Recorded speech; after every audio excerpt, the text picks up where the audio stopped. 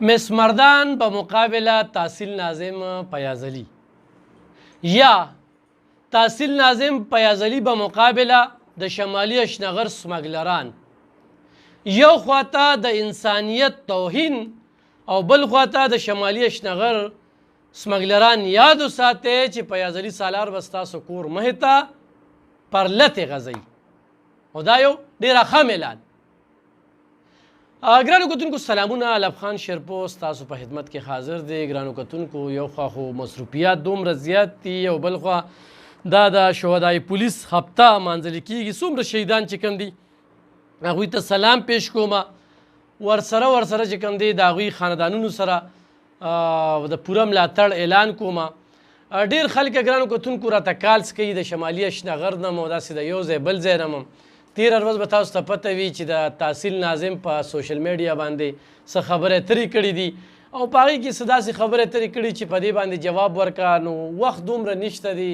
چې په دې باندې خبرې اترې وکړو، خو بهرحال نن مجبوره شوم ما یې پرېږدي ورکړو لږ خبرې اترې او د تحصیل ناظم ذهن کې لږه پوهه هم راولو، ځکه چې دته خو لا لوی سفر پاتې دی او بل ورته یو کرسی واله شوې ده چې د کرسی کار څه دی او دا کرسی به ته څنګه استعمالوې. نو ګرانو کتونکو په تېره هفته چې کوم دی په شمالي اشنغر کې په تحصیل ناظم پیازلی باندې دا الزام دی چې دی بته غواړي، بته خور دی، 20 لکه بیا 50 لکه او بیا 2 کروړ اخره کې او چې نم ورکولې نو سره د وسلو راغی او په ما باندې ډزې وکړې. دا په پریس کانفرنس کې د دغه ځای یو معروف کاروباري شخصیت سماجي کارکن حاجي جانزیب ویلو. پریس کانفرنس شو، د پریس کانفرنس په جواب کې دی په سوشل میډیا باندې کېناستو، په فیسبوک باندې خبرې اترې وکړې چې زمانه صحافیانو موقف نه دی اخیستی،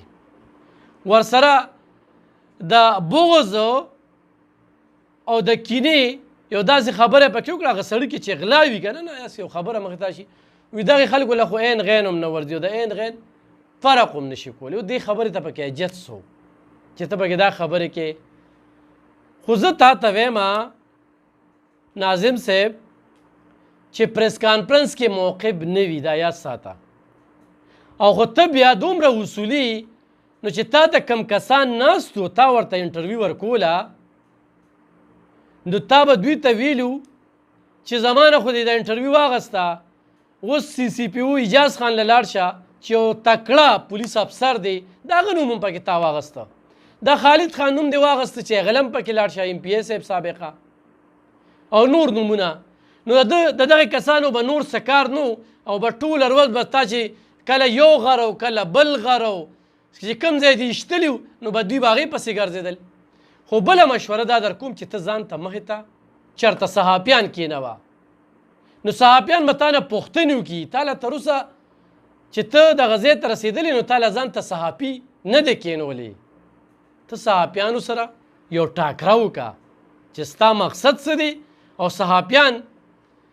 د ستا نه تپوسونه وکړي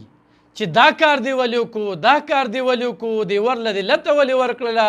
دا دې کې د الفاظو دا کومه خبره چې ته کې نو لکه دا ته په کوم انداز کې کې داسې نورې ډېرې خبرې دي چې سوالونه شته چې د هغې جوابونه. خو زه تا ته بیا وایم چې تا له ځان ته صحافي مخې ته نه دی کېنولی.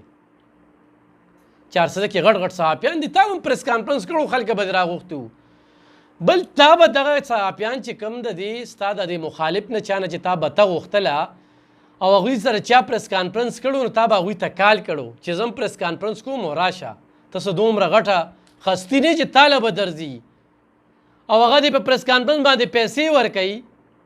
او تا له دې پري موقف ورکوي. ولې ورکوي؟ او بل ته وایي چې یاره دغه د 100 روپو صحافیان نو دا یاد ساته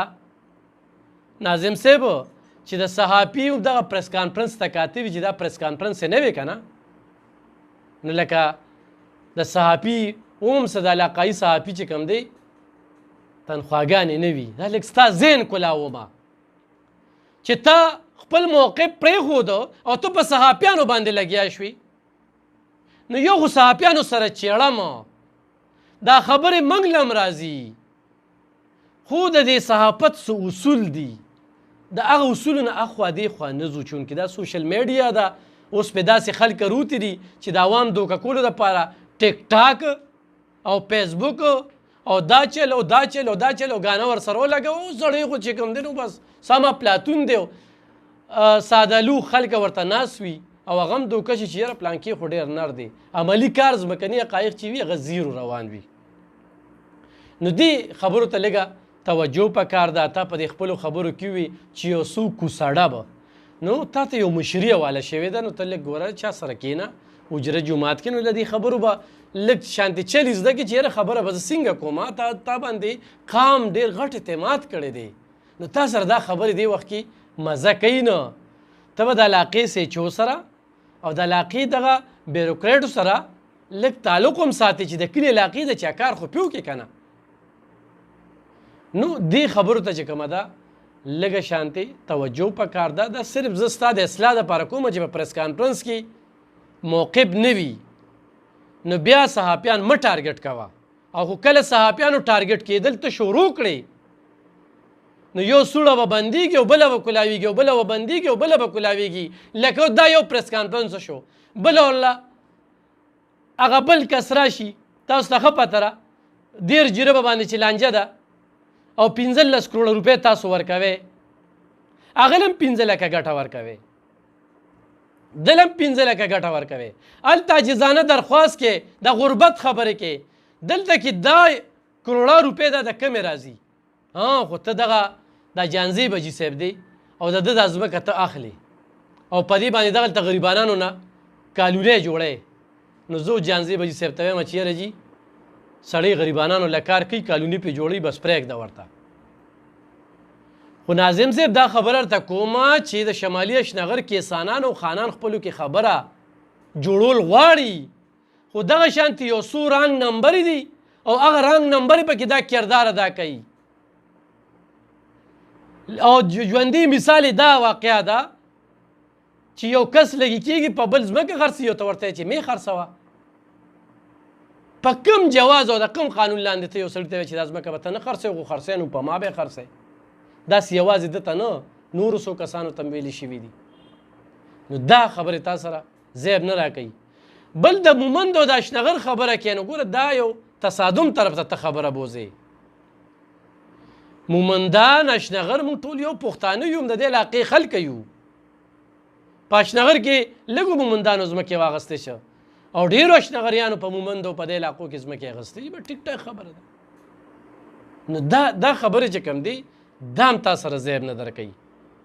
تا چې کومې خبرې کړې دي که نه نو تا باندې د بتۍ او د فایرنګ الزام لګېدلی دی نو تا به د هغې جواب ورکړو او ګوره چې کومو صحافیانو هغه پریس کانفرنس اټینډ کړی دی نو هغه ویل چې الزام یې لګولی دی بله کیپشن کې وګوره د الزام خبره یې کړې ده نو ناپوهه خلک ځان ته مه کښېنوه ستا چې خو چېرته په دې دغه باندې کوم استاز وي نو تا له ډېر غلط پلیټفارم درکړی دی ستا چې دا کوم استاز دی که نه چې تا ته د دې پریس کانفرنسو تر اوسه درته لا چل نه دی ښودلی چې پریس کانفرنس څه ته وایي او پریس کانفرنس به څنګه کې او د پریس کانفرنس دپاره څه لوازمات دي نو په دغې باندې لږ تی لا تر اوسه پې کړی نه نو ځان پې پې که زه دې پېیومه د ستا د استاز دغه نالایقه دی د صحافت نه دی خبر تا ته چې څوک دا چلونه ښیي لږ شانتې ګوره ته به راتلونکي وخت کې هم سیاست کې سالار صاحب سالار محمد شالي چې کوم دی د هغه تاریخ وګوره موږ د دغه ځای د مشرانو نه تپوس کړی دی هغه داسې سیاست نه دی کړی چې صرف چغې وهلي دي او خلکو ته یې ردې بدې او کنځلې کړي دي د دې چغو سورو د کنځلو سیاست چې کوم دی هغه دفن شوی دی او ژوندي مثال د 13 کالو حکومت دی او د 4 کالو د وفاق دی په هغې به چېرته زه بیا خبرې کوم د هغه ځای به زه موازنه کوم بیا خو دې وخت کې هغه خبرې زه نه کوم په دغه علاقه کې یو ستر مبارز سیاستوال افضل شاه خاموش هم دی په دغه علاقه کې نجیب لالا هم دی په دغه علاقه کې پښتونخوا ملي عوامي پارټۍ والا ډېر سرکرده خلک دي د هغوی سیاست هم موږ کتلی دی ډېر په طریقه باندې خبرې کوي او د شمالي اشنغر خلک دا هم مني علب خان شرپو الحمدلله په دغه علاقو کې په سیکل اخبار خرڅولی دی په خپل ماضي پهر کوم چې اخبار پیژندم نه ښه په دې علاقو کې بیا په دورشل باندې موږ صحافت ورکړی دی دا خلک به ډېر لرې تلل موږ ولې دورشل ته دغه کړه بیا دلبر ریډیو راغی هر سړي به په ټیلیفون باندې رابطې کولو ماښام به خبر چلېده دې سره دغه لاړه او خونینو ته د خپلو مشرانو نه تپوس وکړه بلکې د مشر ورور نه یې تپوس وکړه نو ما صرف په دې باندې تا سره خبرې کول غواړم چې خپل کار جاري ساته خپل کار کوه په طریقې کوه او په دلیل باندې خبره وکړه چې کوم الزام د باندې لګېدلی د هغې جواب ورکړه چې ډزې دې ولې کولې ډزو ته ساجتو قانون دې ولې لاسو کې اخیسته د دې جواب به دې ورکړو سمپل خبره وه نو صحافیان راغلل نو موقع به یې وانغسته ښه د مس مردان پکې څه قصور دی چې مس مردان ستا د لاسه چې کوم دی نن درېیمه ورځ د هغه ټیلیفونونه کوي ادر پسې بیا انټرویو کوي چې دې زما واله ولې ورکوي مس مردان چې هر څنګه پیسې ګټلي نو محنت یې کړې ځان یې خولت یې کړې ده او سوشل اکټیویسټه ده په دې علاقه کې او دلته کې خو تا ته پته نه کړې دلته د الخدمت فاونډیشن یو ډېر غټ پروګرام و هغې کې ایز ا چیف ګیسټ راغوښتې وه هغې د ډېرو غریبانانو سره مدد وکړو نو دا هم د یو انسانیت توهین دی بل خو دې وخت کې ته د ولس زړه ګټې او ته وایې چې واقعي نو ته به د شمالي اشنغر د سمګلرانو کورونو مخې ته پرلتې وغځې ځکه چې کلم اکسایز والا نارکاټس والا چاپه وقي نو نوم د شمالي اشنغر لروزي نوم د شمالي اشنغر لروزي د دې دپاره آواز اوچت کا او یو لشکرکشي وکړه نو زه به دې ومنم او سلام به درته وکړم په دې کار وکړه هسپتالونه زیات شو نشیان زیات شو او چې کله مواز راځي نو دغه سیمې نه راځي نو سمګلرانو خلاف آواز پورته کړو په حقیقي معنو کې بلیک میل کول او د دې قیسونه وځه نو موږ دې بیا هم ملګري یو نو تر اوسه چې الیکشن دې کړی دی نو صرف دغه چغې سورې وینو او دغه خبره او دلته کې پکې رالي چې کوم ځای کې خبرې نو صحافیانو موقف وانغشتو صحافیانو دا وکړو صحافیانو دا یو پیره نه شوه دا مخکې شوه دا مخکې هم داسې تا خبرې کړې دي او بیا هم درته یم چې ځان ته صحافیان کېنوه او صحافیان به تا نه تپوسونه وکړي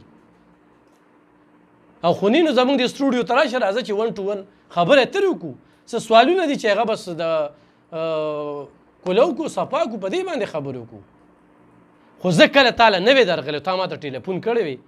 نو ته یا بل ملګری نو درغلی یا بل ملګری نو درغلی نو ګرم هغه پریقو خو تا چې د ټیلیفون نه دی کړی او وی یا راغلی خو عین غین هم نه ورځي د عین غین فرق هم نشي کولی یو څو صحافیان دي د ل 100 روپو دپاره نو چې تا له کوم پرې درغلي وو نو دوی ته به دې ویلو چې صاحبه دا ما چې کوم نومونه واغېستل نو دوی له لاړ شه نو ته به یې له صحافي قرار شي نو هغه به ټوله ورځ په دغې پسې ګرځېدلو نو هغه به پریس کانفرنس چې کوم دی هغه مکمل شي ته لږ ادارې وګوره ټي وي چېرته وګوره ریډیو وګوره د دې ټیک ټاک نه روزه تا به کې بله یو خبر وکړله چېره ټیک ټاک والا ما سره د وسلو ټیک ټاک بندوي او پیمره او دغه د دې پیمره هم تپوس وکړو د دې پیمره د قانون نه ځان خبر وکړو چېرته بل ځای کې به دا خبره کړي په یو زمیندار ټولګي کې به دې کړي چونکې سوشل میډیا د په دې خور څه چلي او په دې خو ډوزې چلي ډوزې وخه نو د پیمره د قانون نه ځان خبر کړه چې د پیمره قانون کوم ځای کې استعمالیږي او د سوشل میډیا دپاره بیا بل کوم قانون دی دا یې دغه استاد نه تپوس وکړو نو دی برته خو خبر یو خونینو ما سره رابطه وکړي چې د دوه قانونونه خبر کړم نو ته به مخکې ځې چې تا د سایبر کرایم څونه خلاف ورزي کړې ده او پیمره قانون ته خو ته رسېدې په دې نشې چې ته دا صحافي ته مخامخ ناست دی دا په غټو غټو اخبارونو کې دا خبر راغی دا پریس کانفرنس په آج کې راغی په مشرق کې راغی په نور اخبارونو کې راغی ته به ځې هلته کې به پریس کانفرنس کې خپل موقف به وړاندې کې نو دا خبره به دغه ځای کې ټیک شي اوس زه مس مردان له څه جواب ورکړم د هغې خبرې بیلې به راځي خو د ایس فروشو خلاف اواز پورته که نو زما به تا ته خواست وي چې راتلونکي وخت کې په سوچ سمج سره خبره کوه د دې ډوزو دا وخت ختم شوی دی سیاست وکړه او په حقیقي توګه د خدمت په دغه باندې وکړه او دې خوا د کروڑا روپو د اربا روپو ځمکه اخلي او دې خوا د غربت چغې نو دا تضادات دي نو د دې د فرق هم واضحه که چې ته دا ځمکې غریبانانو له اخلي او هغوی له پې کورونه جوړې چارته پڼ منلې څه مسله ده او دا خبره دې ضیب نه ورکوي چې یاره دلته کې به ځمکه به صرف زه اخلمه ته په ریاست کې بل ریاست جوړې نو دا خبرې دا ستا غلطي دي دا تا ته وایم دا څوک دا خبرې ښیي ته په سټیټ کې بل سټیټ جوړې په دې شمالي اشنغر کې ډېر تکړه سیاستوال دي. موږ خو چېرته د هغوی د خولې نه داسې خبرې ونه دي، خو دا بعضې پکې رانګ نمبرې دي او هغه دغه رانګ کار کوي او دغه مثال دی د خان او د کیسان ترمنځ هغه جوړ توړ نه راولي. دې دپاره کار وکړه بې کپنه زیاتره خانان خښ شو په خپلو ځمکو جایدادونو کې د هغه غریبو خانانو غم وکړه چې لیبل پې د خان لګېدلی. خان او کیسان کېنه او دا مسله د جړړې ختمه کړه، په دې کار وکړه. نو ته په یو داسې مخاض باندې ځان دغه کړی دی چې دې قام ته څه پیدا نشته، تا ته به پیدا وي. خو زه وایم چې مستقبل کې راته دې نقصان دی. انشاءالله په بل پروګرام کې به بیا خبرې اترې کوو. ډېر داسې سوالونه پاتې شو، هم خبرې اترې کوو. زه امید ساتم چې زما دا خبرې به د تحصیل ناظم په ښه سنس کې والي او راتلونکي وخت کې به صحافیانو پسې خبرې